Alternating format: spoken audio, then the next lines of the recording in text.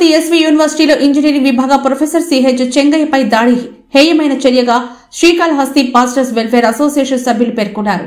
దాడికి పాల్పడి 2 రోజులు గడుస్తున్నా ఇంతవరకు ప్రభుత్వం కానీ అధికార యంత్రాంగం కానీ స్పందించకపోవడం దారుణమన్నారు. ఈ సంఘటనపై చర్యలు తీసుకోకుంటే తిరుపతి ఎస్పీ కార్యాలయాన్ని ముట్టడిస్తామని హెచ్చరించారు. మన భారతదేశం అఖండ భారతదేశం, భిన్నత్వంలో ఏకత్వం కలిగిన మన భారతదేశంలో ఎన్నో సంఘటనలు ఎన్నో జరుగుతున్నాయి. ఇది మన దౌర్భాగ్యం. ఈరోజు మనం చూసినట్లుగా అయితే తిరుపతిలో ఒక ప్రిన్సిపల్, ఒక ప్రొఫెసర్ గారిని ఏదైతే జరిగింది చాలా దుర్మార్గం. ఒక ప్రొఫెసర్ గారు తప్పు చేస్తే దాన్ని ఖండించేదానికి కాలేజీ పెద్దలు ఉండారు, కాలేజీ కమిటీ ఉండాది, అలాగే డిపార్ట్మెంట్ ఉండాది, వాళ్ళు చూసుకుంటారు. ఏమీ లేకుండా దౌర్జన్యంగా దూరి కాలర్ పాల్గొట్టి అతని కార్లు అయితే అద్దాలు పాల్గొట్టి చాలా విధ్వంసం సృష్టించారు. ఇది మేము ఖండిస్తూ, ఇలాగనే భారతదేశం మొత్తం ఇలాంటి అన్యాయాలు ఎన్నో జరుగుతున్నాయి. దీన్ని మేము ఖండిస్తూ మేమంతా ఐక్యమత్యం, ఇక్కడ వచ్చేసి మనం హిందువులు వేరే, ముస్లిమ్స్ వేరే, క్రిస్టియన్ కాకుండా మేమంతా అన్నా తమ్ముళ్ళుగా ఇక్కడంతా కలిసి ఉన్నాము. ఎవరికి ఏ కష్టం, ఎవరికి ఆపద వచ్చినా వెంటనే మేము స్పందిస్తూ, ఇలాంటి ఉన్న మన భారతదేశం, మన కాళహస్తి, మన ఆంధ్రప్రదేశ్లో ఇలాంటి సంఘటనలు జరుగుతుంటే ప్రభుత్వం ఎందుకు నోరెత్తలేదు తెలియడం లేదు మాకు. దానివల్ల ఎవరంటే మేమంతా ఐకమత్యంగా, ముస్లిం సహోదరులు ఉన్నారు, క్రిస్టియన్స్ ఉన్నారు, హిందువులు అందరూ ఉన్నారు, మేమందరం ఒకటే అనేసి మేము సాటి చెబుతూ దీన్ని ఖండిస్తూ ఇలాంటివి మళ్ళీ జరగకుండా మేము దీన్ని ఇచ్చేస్తున్నాం. కేటగిరీలు చెప్తాను.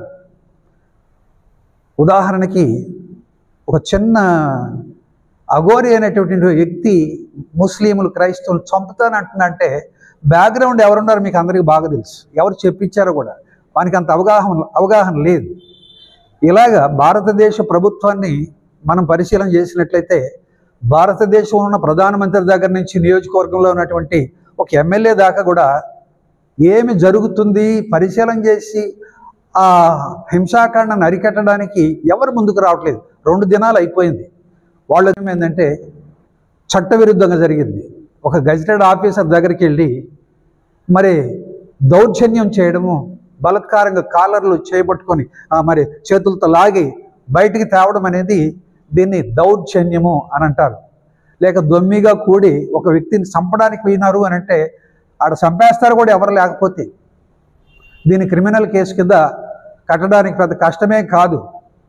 మనం బాగా గమనించినట్లయితే మరి 354 సెక్షన్ ప్రకారం వారికి క్రిమినల్ కేసు వర్తిస్తుంది.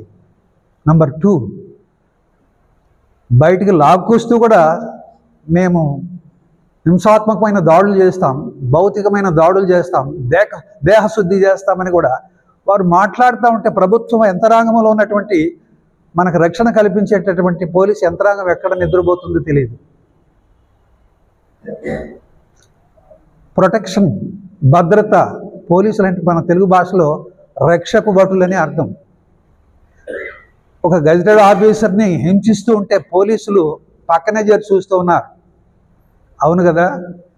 అలాగా దొమ్మిగా పోయి పడ్డారంటే దీని కింద 204 సెక్షన్ కింద వారిని అరెస్ట్ చేస్తే 2 సంవత్సరాలు వాళ్ళకి పనిష్మెంట్ ఉంటుంది.